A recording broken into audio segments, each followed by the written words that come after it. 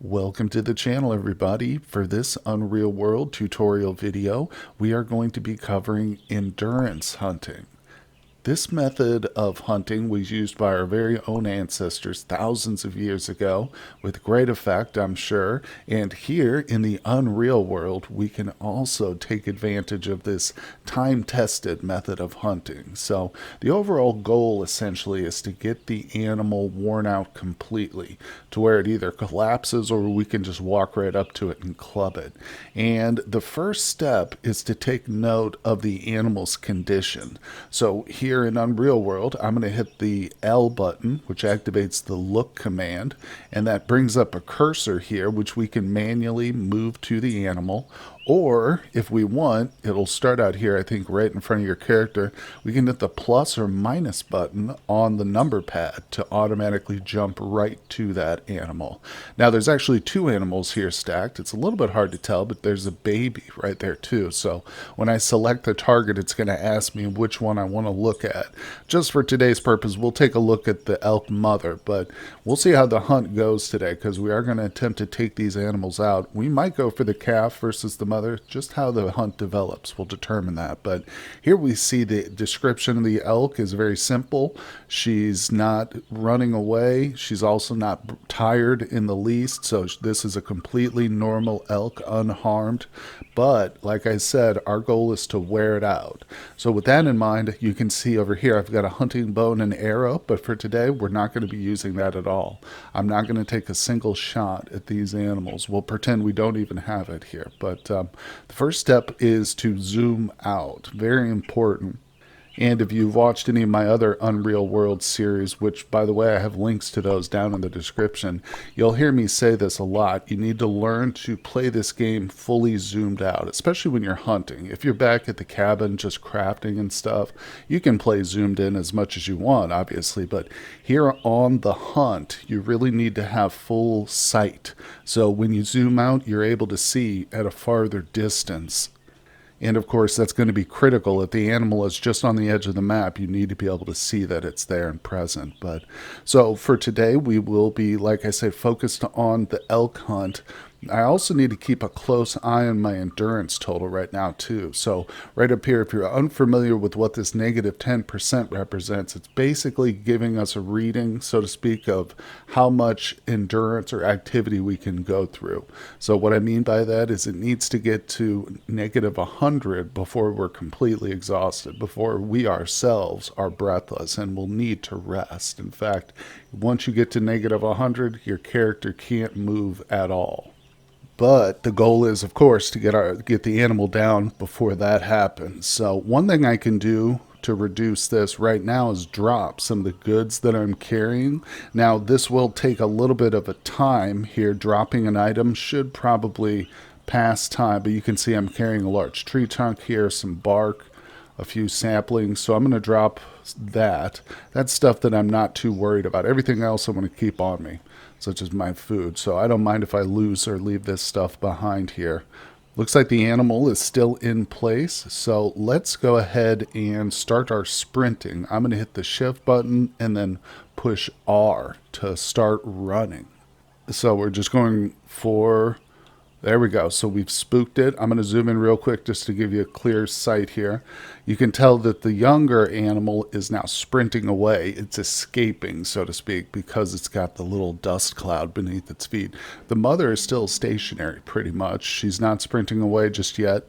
And you can see that we do have a little dust cloud beneath our feet, representing the fact that we're sprinting ourselves. So let's zoom back out again for maximum visibility.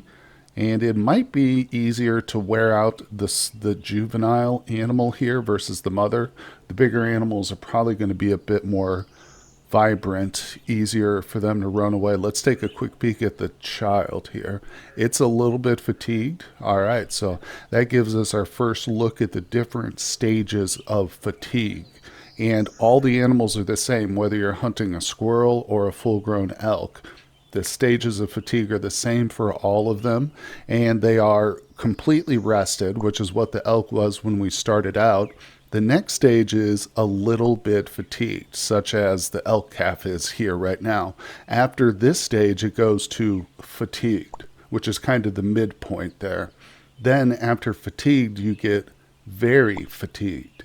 Once you get past very fatigued, the animal will be breathless, and that is the final stage, the stage at which you can just walk right up to the beast and take it out. All right, so back to the hunt here. We've got a decision to make because it looks like the animals are kind of splitting up. We can go for the mother or the adolescent there. I think we'll try for the mother here because it's a bigger animal, obviously, so it's more meat for us. Now, pay close attention to my negative endurance total. It is rising as I run. As I sprint, I lose endurance. But we've also caught sight of the animal again, so I'm going to go ahead and stop sprinting. And if we're just casually walking along the unsnow-covered ground, then we will recover endurance. It's just a casual walk. You don't worry about your endurance as much then. But if there is a lot of snow on the ground, you will incur a penalty for your endurance. All right, so it looks like the mother is right here. Let's take a look at her. Oh, there's the elk calf in the woods. Okay, I didn't even see it until my look command went to it. So they're both a little bit fatigued. Let's continue on here.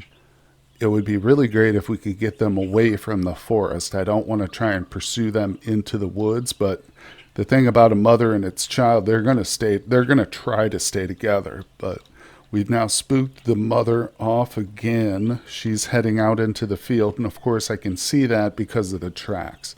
I am keeping my eyes on these tracks at all times. That's how we're basically following it. Let's see. And you don't need to use your tracking command each time unless you're unsure of the direction, which it'll notify you down here in the dialog box. All right, so let's keep going on here. We are pushing. Again, not going to use the arrows at all. No shooting. There's the animal. Let's look at it. Still a little bit of fatigue, so you got to stay persistent. Okay, now she is sprinting away. If we look at her again, it says escaping elk. Still only a little fatigue, no worries. We're getting there. I'm going to actually start sprinting again. You can see I'm back at my base level of -7, so we've got plenty of endurance. And we're pushing her. She just, of course, a large animal like this can still outrun a human, so the strategy is just to go to the place where you last saw her and then pick up her tracks, basically, and follow her. All right, so she's heading into these trees here, it looks like. Yep, she went right into the trees here with these tracks. But again, she might come right back out, considering she's going to want to get to her calf. Let's see here. Did she pop right back out? Yes, she did. See her back up there to the north? Still only slightly fatigued, but that's okay. If we can spook her. Oh, okay, so she got to her calf again. They're both slightly fatigued. All right, let's push them. We can take advantage, too, of the fact that they kind of always want to stay together to kind of guess, where she's going to be heading, especially once they split up. Okay. There she goes. Let's take a look at her. All right, she's still only slightly fatigued. It does take quite a while to wear out an animal like this. And if they get away from you for too long, they will get the opportunity to rest, and all your hard work can be for nothing. But let's take a quick look. You'll notice that I'm always constantly looking. In a persistence hunt like this or an endurance hunt, this is critical, just so you constantly know the state of the animal and how much farther you've got to go to push it. Of course, that allows you to balance out your own endurance here too, which we've got plenty of, so let's start sprinting at it. We're just going to charge the animals here. All right, looks like the mother ran off into the forest. The juveniles headed up towards the west. This is a good opportunity to, I think we'll head after the little ones since we've got sight of it. And we might be able to wear this thing out rather quickly. As I said, the smaller animals like this probably will not know as well when to rest and not run. We'll be able to spook it a lot more. Okay, so our endurance has gotten up to a -38 because I've been running. I'm going to go ahead and stop running. And we're just going to casually walk, catch our breath here. Let's see, where are these tracks going? Oh, I just noticed it. I see it at the very edge of the screen right there. And now it is very fatigued. So we actually missed the middle stage. Well, I mean, we didn't miss it. We just didn't see it. But it happened. It just, since the animal is a calf, it's easily fatigued. So it is one stage away from breathlessness at this point. And there it goes. It is now running. I'm going to go ahead and run too, even though my endurance hasn't recovered all that much. I know that at this point, we've pretty much got this calf in the bag. So I can also tell by the fact that it's losing steps and we're gaining on it that it is going to be breathless if we look at it again right now. Yep, there we go. It is fully breathless. So, of course, this is the maximum stage of fatigue here. And at this point, I can probably stop running. I'm going to zoom in just because at this point, again, the animal could only get away from us if we let it, essentially. If I was maxed out on my endurance and I had to rest or something, that would be a bad situation. And, the animal would have an opportunity to rest too, especially if it gets off screen. If you lose visibility on it, you can assume it's going to go to sleep and become fully recovered. All right, but here we are in melee range now. Very nice. So let's wield our knife. And of course, this is something you'll hear me talk about too if you've watched my other series before. I always use the blunt end of my knife or spear, whatever weapon, axe, just because that helps preserve the skin of the animal. If you poke it full of holes or slash it, it will reduce the quality of the skin. All right, so we're going to go for blunt, and I'll try and take out the legs. This is my strategy usually, especially when the animal's breathless. You can knock it out pretty easily just by taking the legs out. So you can see it has fallen unconscious. Very good.